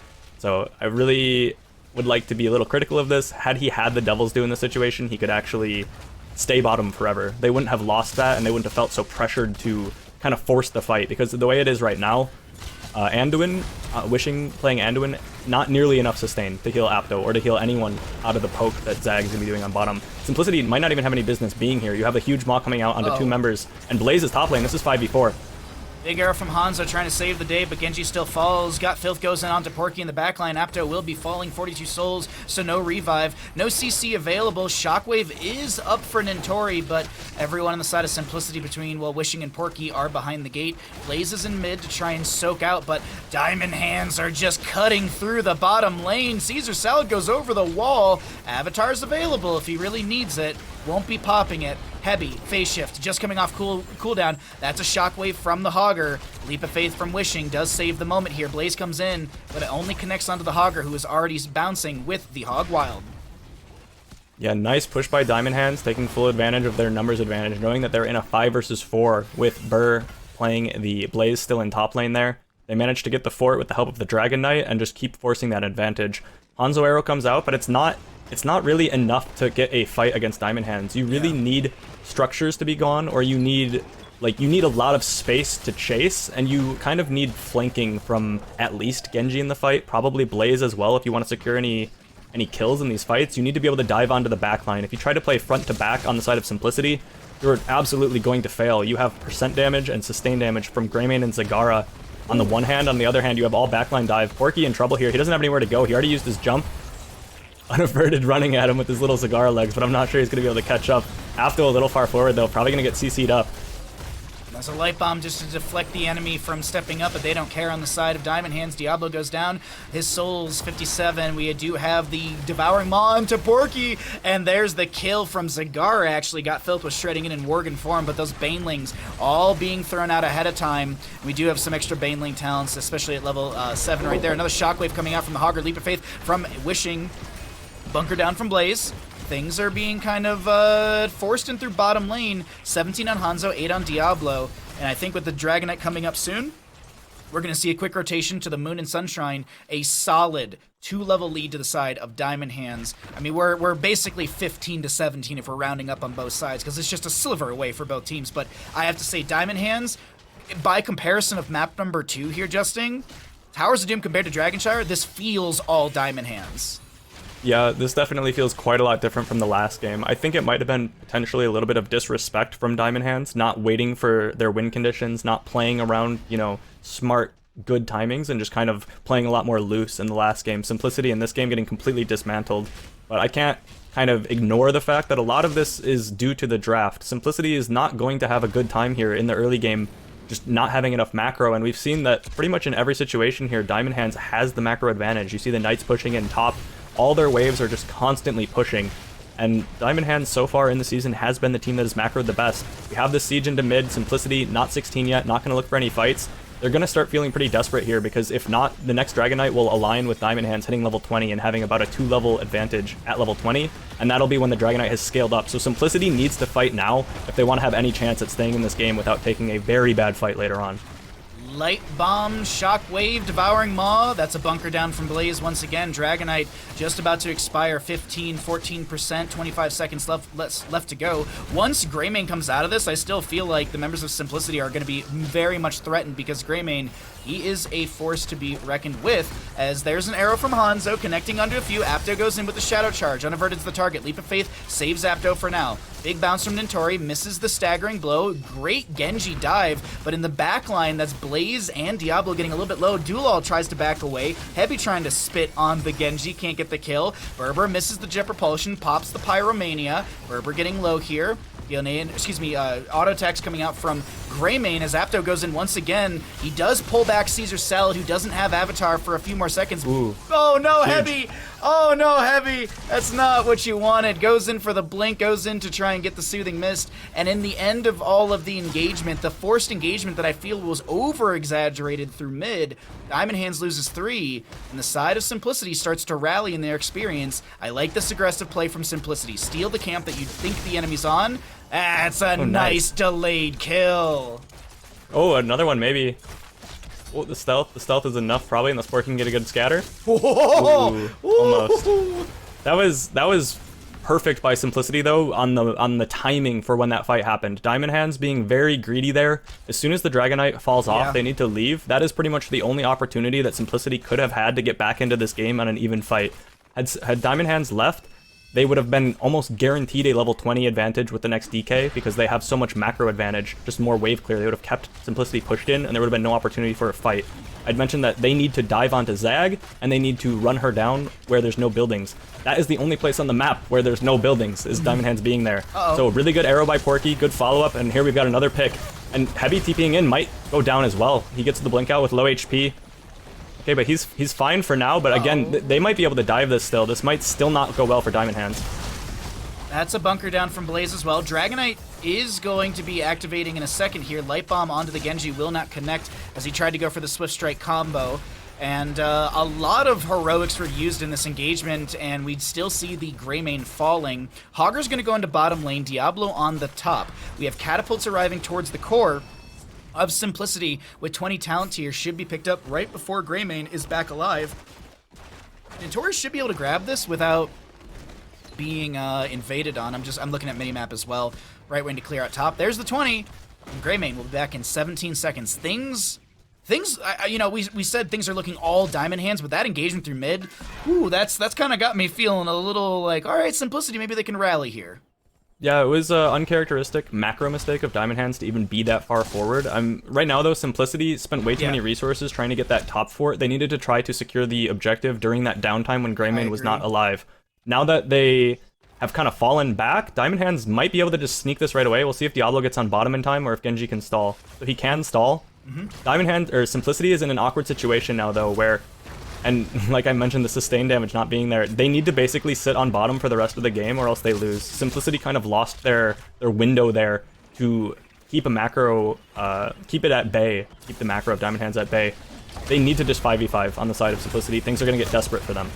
Got Filth comes in with the Dark Flight. There's going to be a big arrow from Hanzo. A lot of heroics were initially used here. Devouring Maw won't connect. There's going to be a Leap of Fate to save Aptos. We have a bounce from the Hogger. He did not go no control at level 20. Yulal gets the Swift Strike out. Nintori, top of our screen, gets the Dragonite. Now, this Dragonite, ladies and gentlemen, it hits for 405 damage standard.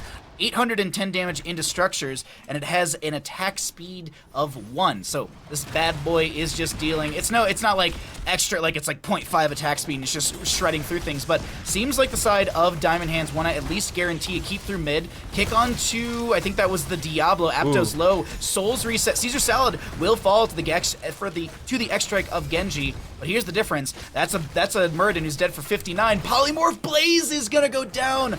And that might be game number 3. Dragonite starts to take down the core shielding. Will they step into core? Yeah, it's like, can they? Will they? The core mechanic on Dragonshire is extremely strong. The huge stun circles are really a hard thing to deal with. For Diamond Hands, unaverted very far forward again in a 4v4. This is again, Diamond Hands, they're going to try to just keep their waves pushed, but they're going to be playing kind of a dangerous game of keeping their waves pushed without getting engaged on. If unaverted gets engaged on, which there he does, but the turn on to Apto, we'll see if they're able to take him down. No souls for Diablo. It does pay off. They kind of bait the engage in that situation. They're now 4v3. And, a whole reset by himself by Dulal with no setup, but they might just slowly get pushed in. Again, the wave clear being shown in full effect here of the lack of wave clear for Simplicity. Yeah. Diamond Hands understanding that and just trying to keep them pushed into their base. This is a bit... It's risky, though. Light Bomb onto Heavy, doesn't connect. Got Filth, then chooses to go into the backline. Porky, 100 and something HP, is low, goes for the Sonic Arrow. That's going to be Hogger solidifying the kill onto Andu, and Dulal is going to go down too. Got Filth, Blink Heal from Brightwing, saves the moment as Porky's still very low, tries to get the counter kill, and that'll be Got Filth with the outplay, but in the end, it's going to be the members of Diamond Hands closing out our series in a 3-0, and I have to say, Diamond Hands, yes, they looked rocky in some moments, but overall as a team, Diamond Hands looked quite solid here, Justin. Yeah, Diamond Hands looking really good throughout the series. The game 2 a little bit shaky on Towers of Doom. The Thrall pick maybe a bit weird and maybe not understanding their win condition until 16. This game, really the only mistake from Diamond Hands was when they overextended mid, being a little bit greedy for that keep damage, when that was really the only opportunity for Simplicity to get back into the game. I do love seeing, though, that Simplicity took that opportunity in stride, because that was their only opportunity in as well, and that they were able to take that fight and have it a chance at coming back. But then sort of just a bit of a blunder, not getting the objective, keep taking that off the map, understanding the importance of that. But Simplicity looking a lot better week to week to week. That Towers of Doom game, the closest we've seen to them winning, and I'd argue that if that was any other map, they probably would have just won nearly automatically with the advantage that they had gained. But Diamond Hands, A little shaky game 2, game 3 coming back in just basically a stomp in this last game, kind of just taking all of the momentum out of Simplicity. Outside of that one little mistake, they had pretty much a response for everything. They had the Zagara in the draft to kind of just lay down the law in the bot lane. They had the whittling away at the Diablo with the percent damage. Just Diamond Hands on all fronts played extremely well. And Grubby's looking very HD. Love to see that. Ooh, Grubby, crystal clear for all of us. Welcome back, my friend. I think we fixed things, knock on wood, all that kind of stuff in between. Grubby, welcome back. Of course, you know, we usually ask, you know, oh, let's break down some things. Let's talk about some of these stats. But I want to get your thoughts here, Grubby. What's your thoughts on just Zagara in general? Because I feel like we see her and she feels niche at times. And, you know, what are your thoughts on Zagara, maybe even on Dragonshire or other maps? In any game of strategy, be it a MOBA or a real-time strategy game, vision is of paramount importance. And one of the key things about games like this is that you don't know where the opponents are all the time. And she has so many tools of vision, with 2 to 4 sets of banelings, with creep tumors, with roaches. It is hard to be caught off guard as a team.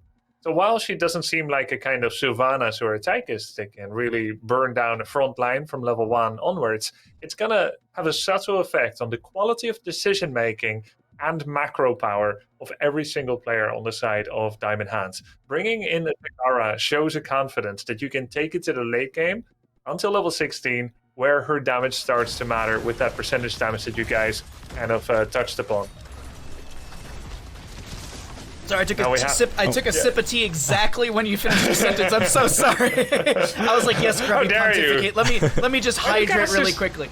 Why do casters hydrate? I missed some of these moments because I was trying to fix the internet, but you know, so I'm seeing these for the first time. Justin? This was the where the war of attrition in bot lane was won by Diamond Hands, where you had the infinite sustain from Muradin, the lack of sustain from Anduin, and the no Devil's Due for Diablo, where he just doesn't have the ability to sustain himself up. Diamond Hands kind of had an answer for everything across the map. In top lane, they had the Greymane, who could 2 versus 1 with the camps that they kept being able to get out. In mid lane, they had the wave clear advantage. And then if anything happened top or bottom, they had the Brightwing, who could always TP in to save them. So it was just sort of across the map, winning everywhere for Diamond Hands. Kind of reminiscent to on BOE, where we had Unaverted playing something that just... And even in our last week's match when he was Sergeant Hammer, Unaverted, I'm noticing now, kind of just running it down on the ranged in these games, like just sitting in one lane and just pushing, but it's getting a ton of value. And last week he got an entire fort on Hammer. In the BOE, he got that whole wall by himself at the start. This game on Zagara, he's just having a good time, just kind of just pushing buildings down. So it's something to look at if you're playing against Diamond Hands. Maybe don't let Unaverted just pick Zagara and kill your whole buildings by himself, but he's been getting a lot of value by doing that in these games. Running it down, isn't that usually used as a suicide run? Yeah, but I guess my terminology is a little bit different. Like when I would shot call, that's just what I would call for like base racing or something. I'd be like, yeah, we're just gonna run it down bottom. It's kind of like in Europe they call that like going core, even though you're hitting like the first tower on the fort. It's like we're ending. Yeah, or we'd say we're ending. Yeah, we'd be like, oh, we're ending bot, and we're hitting like the first tower of the wall of the fort. Like, yeah, those are kind of the same. They're synonymous because I mean, then if something goes wrong too, you can be like, well, we were running it down. Like, we were ending, just not in the way we meant. Maybe like. We actually did hear that in the Diamond Hands comms when we got in early. Like they in Battlefield of Eternity, they got that kill onto Li Ming. They invaded the camp, and it was like around 10 minutes into the game. And someone in the comms was like, "All right, we end here." And at that moment, I was like looking around the minimap. I'm like, "Are they gonna just go and end?" But I think the talk was basically we can end basically like this is our win condition. Like we have momentum. Let's grab Immortal end game. But we can actually ask one of the Diamond Hands players a few more questions here because we have Nintori on the line for an interview right now. Nintori, congratulations on your victory versus Simplicity. How you feeling? Feels great. Nice to be 3-0 3 weeks into the season. I think this is Diamond Hand's best start so far. Yeah, you 3-1 against Granite in week number 1.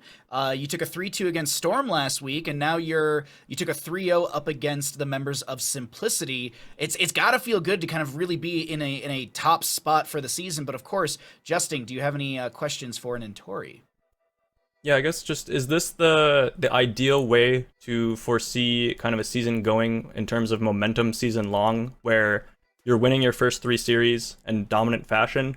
Is that kind of the ideal situation, or are you at all worried that you might peak a little bit early? Is it maybe better to kind of have those growing pains early in the season so that you can, much like GameStop, get the short squeeze and kind of rally towards the end when it really counts? Or is this exactly what you want and just sort of don't expect any drops in the momentum for Diamond Hands?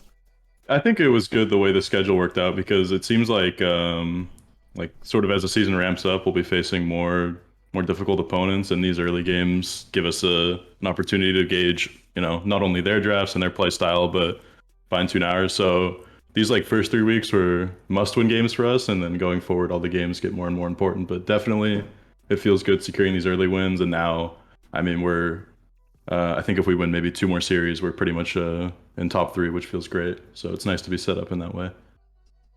That is the coveted spot to be in, because top 3 punches their ticket to the land. You don't have to go through the gauntlet by any means. But of course, Grubby, do you have a question or two for Nintori as well? Yeah, Nintori, wanted to ask, now that you have the 3-0 in the back, and you mentioned you need about 2 games, your next week, you're going to be facing Wildheart. And Wildheart right now is also sitting at a 2-0 score. Have you guys thought about that at all yet? And if not, how is your schedule looking for the next couple of days leading into that?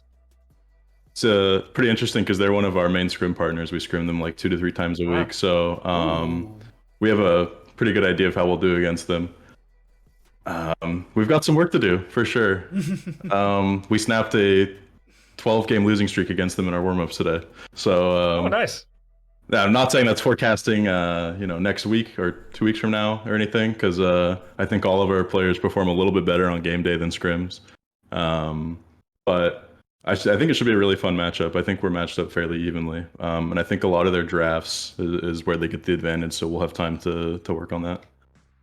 Who do you think is the more, let's say, special or out there team between you and Wildheart when it comes to drafts, standing outside of what most people think is the meta? Well, they're the idea makers, and then we fine tune it and make it work. But I mean, for example, the Zagara we stole from them last season. We kind of stole the Nazebo Stukov thing from them. We just added a couple pieces. But I mean, since season 1, they've definitely been innovators in that department. Very cool. My one question before we get to shoutouts is, will we get to see more Sergeant Hammer? Will we get to see more of these quote-unquote unique picks with Sagara, Sergeant Hammer? I mean, is there anything on the horizon that you could maybe allude to that we could potentially see that you guys are working on? Yeah, you'll probably see more Sergeant Hammer. A lot of teams are third banning it now that they're aware of it, so it's a lot harder to get it. But that should open up our drafts a little bit. Other weird heroes, I guess we'll just have to wait and see. I don't know. I want to get an Imperious game in this season in the offlane, but it might be there hard. We go. All right, I'm down for some more Imperious in this season. I think we've only had one so far. Yeah, none of this 4-man Imperious nonsense. I want it in the offlane. Okay. Yeah. Alrighty. Well, Notori, thank you so much for joining us. Congratulations on your victory versus Simplicity.